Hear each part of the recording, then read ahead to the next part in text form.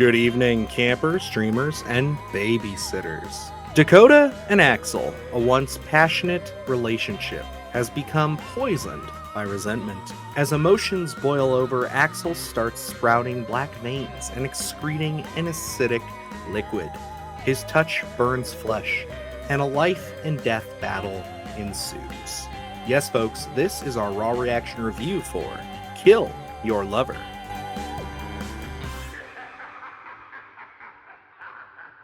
Well, Luke. We have stepped into the realm of body horror once again. This is a subgenre of horror that I know you and I just absolutely adore. They have produced some of our favorite films in this subgenre and just some of our favorite, most twisted and brilliant practical effects. So when you hear that a new one is on the horizon and you're getting, looking forward to it, things are starting to come out about it and you're starting to read about the concepts of it, and especially dealing with the taboo that is kind of I guess you would classify this as just rough sex and kind of like really not your standard missionary. I guess what I'm trying to say. It gets those two worlds colliding and you're just kind of like, man, that could be twisted. That could be really something sick. And I am very curious. So, my depraved little mind went searching for this. And we did, thanks to the folks over at Dark Sky, get ourselves a screener. And I actually did speak with the filmmaker behind this as well. I think it was Alex is the one I spoke with. Yeah, she sent over a screener for us directly, so thank you, Alex. We appreciate it. And yeah, this one, I mean, I cannot lie, by the time we got the screener, by the time everything was set and ready to go, I was honestly looking forward to it. I was really intrigued. I was ready to see something kind of fresh, something low budget. Luke, how did you feel about it, and what did we get? Well, looking at body horror as a subgenre, I think there's so much intrigue there. I think it's the most likely subgenre I find off-putting because it can really get under your skin. You always go back to like David Cronenberg and The Fly and just how wild it is for Seth Brundle to be pulling out, his teeth in front of the mirror, and you always strive to feel that, during some body horror, because it's always interesting to see the approach, what inventive thing someone's going to bring to body horror. And that's what I was hoping with Kill Your Lover. I didn't know too much about it. I did run across the trailer on Twitter, and that was really all that I was familiar with. But, when you kind of look at this and you mention kind of that sexual nature with body horror, you always think, Stuart Gordon, H.P. Lovecraft, you always want that kind of tone when you go into something like this. So, understanding what this film was going to be and really getting into it, I guess there wasn't really too much getting into it because I never really resonate with it. This film, you look for that inventive thing. And I will say, they've tried to adapt kind of, relationship issues with that element of body horror, and I understand what they were going for. I didn't find it intriguing, I guess. I found it a little eye-rolly, to be honest, where it was so blatant. It was like, I think maybe the film thought it was smarter than it actually was. So for me, I didn't find too much uniqueness here, unfortunately. Yeah, I have to get right there with you, my friend, because this movie was seriously lacking in many departments for me, and that was severely unfortunate, again, because this did seem like it might have been one of those unspoken gems that is just kind of going to get found. Like for us so far this year, we've had things like Frogman was one of them. And that's something that, like, as it's grown and as people have discovered it, we get to sit on the sidelines and be like, man, we saw that so early. It's so exciting to see people like really discovering it and it finally getting the shot that it deserves. I really thought we were going to end up with something like that with this, and it was very apparent after probably about 10 to 15 minutes into this movie where I was just like, this already is setting itself up that it needs a big payoff, or this is just going to be a total non-starter for me. And unfortunately, the payoff that we got, by the time they even put it there, one, it's underwhelming, and two, it's just one of those things where I'm just like, man, this has been such a stop and start grind that I am just so over it. And it's only an hour and 17 minutes. You guys know we're big proponents of a short runtime with horror. So it's like, come in, show us what you got, punch us up, and kick us out. This They never even deliver a decent swing. It's in my opinion. I feel like there's so many ideas here where I get what they were trying to do, but I feel like they left so much on the table in service of showing a completely other side to this concept that I just was totally never connected with. Yeah, and looking into it, and it's a smaller film, so when you sit in those scenes longer than normally most films do, I totally understand it from a budgetary standpoint. But and we looked at we reviewed Last Stop in Yuma County, and in that I said, you can sit in scenes as long as you want, as long as the dialogue's intriguing, as long as that those elements of great storytelling are there. And, I don't have a problem with a scene that runs a little bit too long, as long as there is great dialogue to it. And unfortunately, Kill Your Lover has scenes that run way too long. And, the dialogue's not offensively bad, but it's just not intriguing enough to justify sitting in a scene for 5+ minutes, and you really do feel that runtime. Like you said, it's only an hour 17, but I found myself regularly checking the timestamps to see how long we had been sitting in scenes, because it just seemed like an eternity. And I don't think we really get, enough intrigue with our characters to really resonate with one or the other. They're just kind of, we feel like a spectator. We feel like the audience. We're not really invested in any of these characters, I don't think. And when you're telling this intimate story, I think that's, a vital building block to really get your audience intrigued with it. And unfortunately, I just felt like I was watching these characters rather than being in the element with them. I agree, and the hardest part about this when you're balancing a story like this is because you do want to show, the toxicity on both sides of a relationship, and just who was at fault and how both of them were at fault at times in different ways. But the problem is that I never bought the relationship. The way it was written, the way it was presented, they just felt like they were never like really into each other. That I never bought the fact that these people would ever go this far and stay this long together, because they just seem like two very different people with very different goals in mind.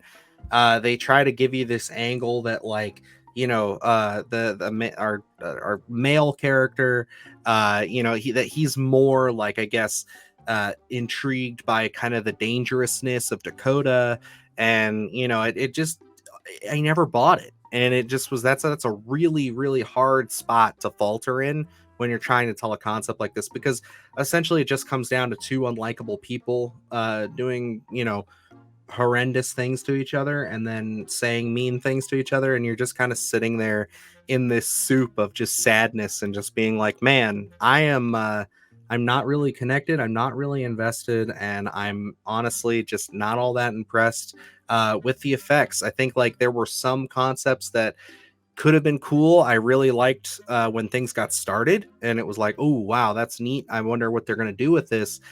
And then they spend another 15-20 minutes in a bathroom, and the way that ends, it's just kind of like, oh well, that's like goofy, man. Like I don't know why are these other characters reacting this way. Like nothing feels natural. Everybody feels like, oh, I'm supposed to sit here because I don't have anything to say or do right now. The script told me I have nothing, so I have to be here until they're ready to do something with me.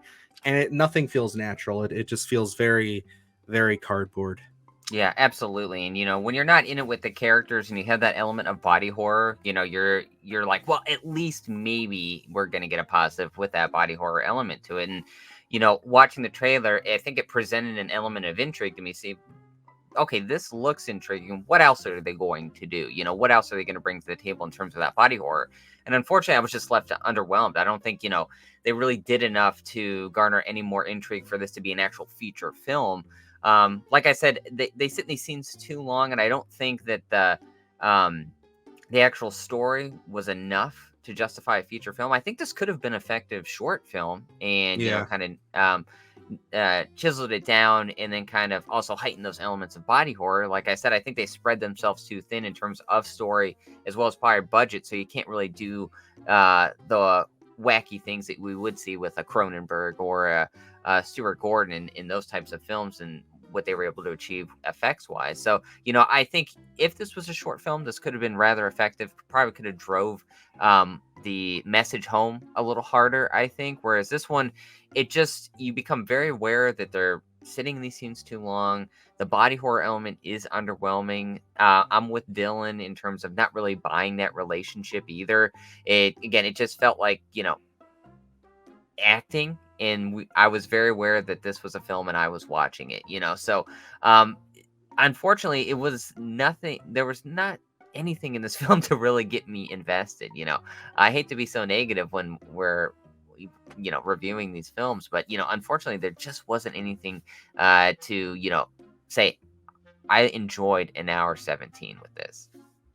Yeah, and I think that as you guys know, when it comes to covering smaller films, like, we are trying our best to kind of come at this from an angle of understanding, hey, this is not a big budget production. This is not something that has, millions of dollars behind it. These people are writing, directing, editing, they're wearing many hats, and that is so hard and so difficult.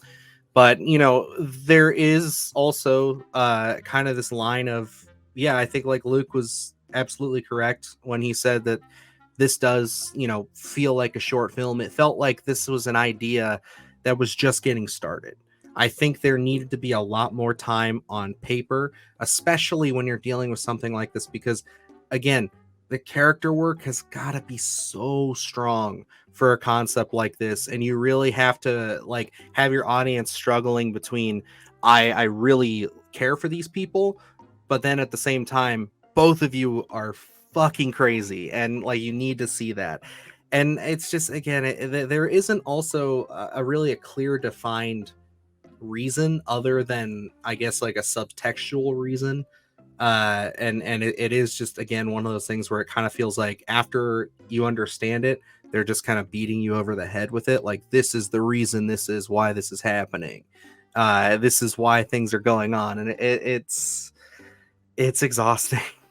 But no hate to the filmmakers, seriously. I think that I looking at their filmography, they've done a lot of short films up until this point. So again, I think like maybe if they just sit down, maybe if they adapted someone else's script or screenplay, I think that there could be some confidence there. Because yeah, I think that overall it's not shot bad.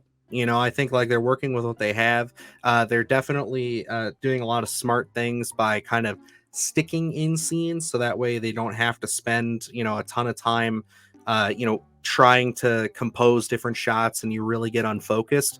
The problem again just comes down to the script. So Yeah, and to be honest, it was, technically, yeah, it's not bad. I think there's some talent there in terms of being able to shoot and compose a shot. It just, the actual narrative itself wasn't intriguing enough, and that's probably when you're in this kind of low budget filmmaking, you got to make that story really crisp and intrigue your audience to really pull them in, because you're not going to be able to pull off with big visual effects. So yeah, this one for me, I'm gonna unfortunately have to give it a slash it. There just wasn't enough there for me to justify recommending it, or wanting to go back and revisit it again. They weren't narratively, the story wasn't there for a feature. Body horror wise, it didn't really bring anything new, which I think they did present a unique idea, just never really capitalized on it, unfortunately. So for me, I don't see me ever revisiting Kill Your Lover, so unfortunately it's a slash it. yeah, I'm right there with you. It's a slash it. I mean, I've been very heavy on just the writing aspect and the acting and just the characters themselves, but really at the end of the day, yeah, the body horror element is the other piece to this that you really need to sell. And I think one of the things that we're always talking about mystery and intrigue in horror films, and not over explaining things, but this is one of those few subgenres that benefits from getting a little bit more insight, understanding why this is happening, what's going on. Is this a virus? Is this something that's, cyclical? Is there like some kind of spiritual angle to this? If you tell us that, it only makes your mind run. And again, the only explanation we get is subtextual, and it's just it's not going to keep my interest, and it's not going to keep me intrigued of what's going on. It's basically just showing me graphic things for the sake of graphic things because it's body horror, and that just doesn't work for me. So yeah, unfortunately, that is a slash it. But I would be intrigued to see where these filmmakers go, especially growing from here. Like we said, it is a very low budget production, and if this is something again that you're anticipating, check it out. Support independent horror. Like, just go at least give it a watch when you can, because you might actually pull some more out of this. I know Luke and I, this wasn't big on us, but maybe I could see some people, maybe getting a little bit more out of this. So I'm trying to stay on the air of positivity with that, but that's where we sit. So, alrighty. Other than that, guys, got a lot of great stuff up on the channel. We've been kind of busting our hump, getting some new videos out to you. We got a lot of fun reviews coming up, as well as we sat down with Jake and Evan and discussed In a Violent Nature for over an hour, really getting into the ins and outs of all those sequences, and of course that scene everybody's talking about. And it was a pretty great video, so that's up for you now. And other than that, that's gonna wrap us up here. So until next time, I'm Dylan Newell. And I'm Luke Janesco. And remember, stay scared. Do the hard shit, gonna do it live. Cause Splattercast kick it every day they live. Splattercast, Splattercast, Splattercast, Splattercast, Splattercast, Splattercast, Splattercast, Splattercast, Splattercast, Splattercast, Splattercast, Splattercast, Splattercast,